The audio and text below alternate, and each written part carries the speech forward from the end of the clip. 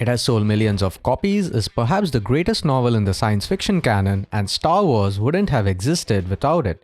Hello and welcome to 5 at 5, a new series of 5 questions on a new topic every week. Today we take a look at Denis Villeneuve's latest adaptation of Frank Herbert's Dune. Number 1. The events in the film follows young Paul Atreides on his journey to the desert planet Arrakis as his family takes control of the planet and the only source of production of spice, the most valuable substance in the universe. Considering Frank Herbert took inspiration from real-world events from the 1920s, what is the name Arrakis quite possibly a nod to? Number 2.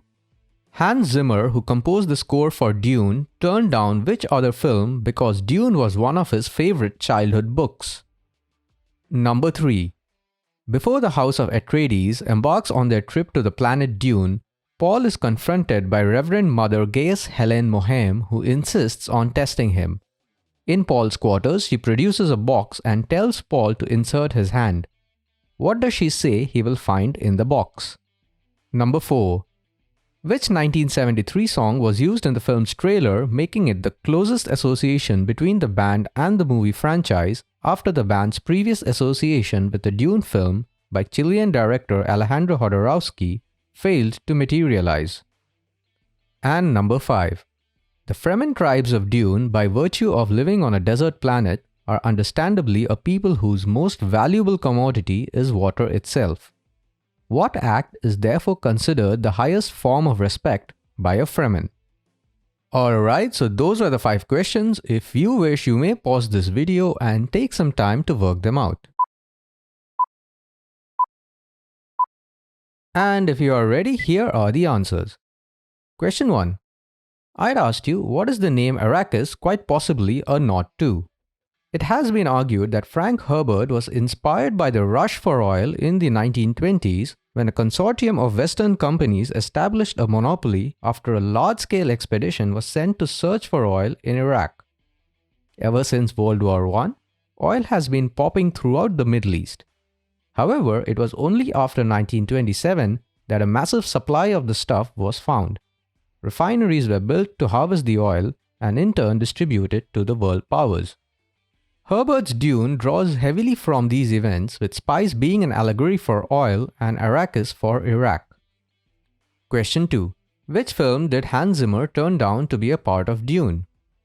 Tenet. Over the course of 6 films, Christopher Nolan and Hans Zimmer have become one of the most dominant director-composer duos in Hollywood. The two artists got their start on Batman Begins and have collaborated on some of the most acclaimed blockbusters of the century, from Dark Knight to Inception and Dunkirk, with Zimmer picking up 3 Oscar nominations for Best Original Score along the way. Despite their winning success, Zimmer had to turn Nolan down for the first time in over a decade because a passion project came calling: Denis Villeneuve's Dune. Question 3. What does Reverend Mother Gaius Helen Mohem say Paul will find in the box? Pain. In Dune lore, the Gom Jabar is a long needle laced with a powerful poison. They are instruments used by the Bene Gesserit, a mysterious matriarchal order who've achieved superhuman abilities through fierce mental and physical conditioning. The Gom Jabar Test is a major aspect of Frank Herbert's Dune. So major, the book opens with the test where Paul is asked to place his hand inside a box which causes immense pain while a Gom Jabar is pointing to his neck. It's a test that proves someone's humanity, and not just their humanity, but their stamina, their willpower, and their abilities, as even with one's life at stake, it takes strong self-control to deliberately endure agonizing pain. Question 4. Which 1973 song features in the film's trailer? Pink Floyd's Eclipse.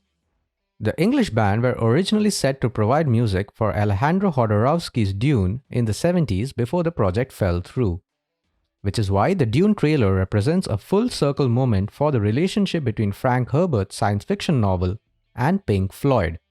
Back when Alejandro Jodorowsky was attempting to mount a Dune film adaptation in the 1970s, the director courted Pink Floyd to write the original score. The film also boasted of other big names such as Orson Welles, Salvador Dali, Gloria Swanson, and H.R. Geiger. The film failed to materialize, but Pink Floyd found its way back to Dune as the trailer for Villeneuve's latest movie featuring the band's song Eclipse from their 1973 album The Dark Side of the Moon as a fitting tribute to that famously never-made movie. Question 5. What act by a Fremen signifies as the ultimate mark of respect? One of the most familiar and persistent motives in Dune is Herbert's underlying theme of ecological balance.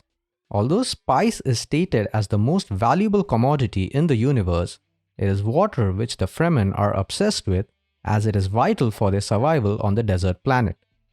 They wear special outfits that reclaim the body's moisture, and therefore, spitting on someone or crying over them is considered the highest form of respect, as one expends the body's moisture to do so. And that is all for today. How many did you get? Is there a cool Dune fact you'd like to share? Let us know in the comments below. If you enjoyed this video, don't forget to like, comment and subscribe for the algorithm. I'll see you in the next one.